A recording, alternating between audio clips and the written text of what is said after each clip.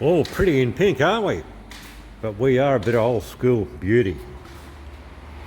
1979 Ford F100. 351 Cleveland.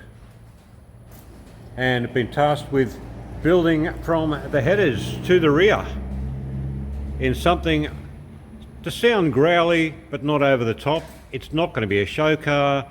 It's not going to be let's come and get me because I'm way too loud. Wants it to be a nice cruise machine. So let's have a look at how we go from stripping it down. At the back of the existing headers or extractors, I put on some plates. So it's easy detach, not clamp, wriggle, jiggle, because they're not on the same angle. But they sort of come out that way and that way at the headers, so it makes it easier. The previous ones, bit of a hodgepodge with overlaps and extra clamps, and a look down there, a big crush mark. I don't like that. So it's currently been made.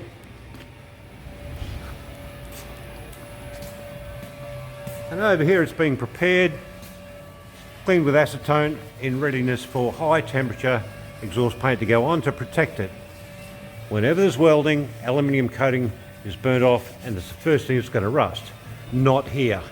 It's going to be done properly. And what does it look like all painted up, ready to go? Well, that's what we look like with a heat-proof paint applied. It's the very high temperature stuff, rated to 800 centigrade. The expensive stuff that I use when it needs to be used, because I keep both types here. Oh, hello F-Truck. Right, a couple of minutes that'll go up and then build from there to the rear, including changing mounts.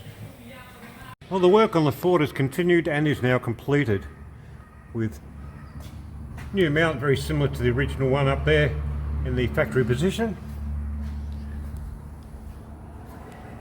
As per customer request, this is press bent, not all mandrel, but it is also 2mm wall thickness tubing, not just 1.6.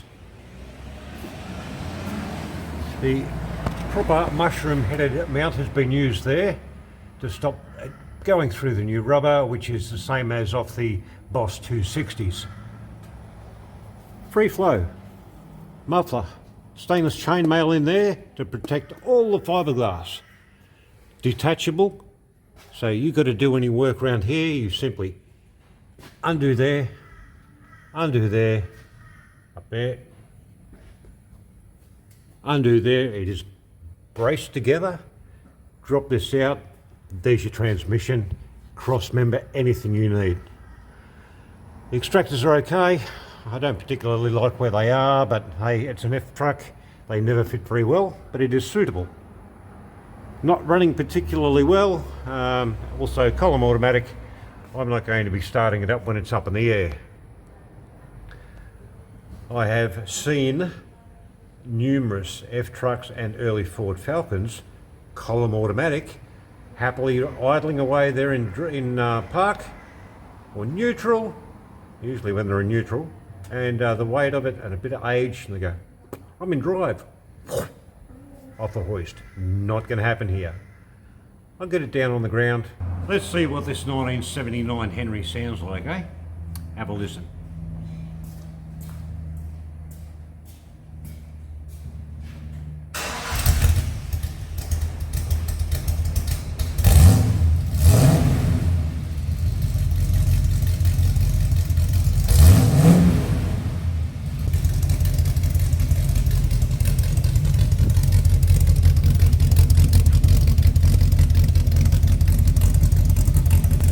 Old school muscle sound without being nasty and loud. Hope you appreciate these older vehicles. I love them. So if you like this sort of thing, hit me up in comments. Yep, I like the older vehicles, or no, I don't want to see older vehicles.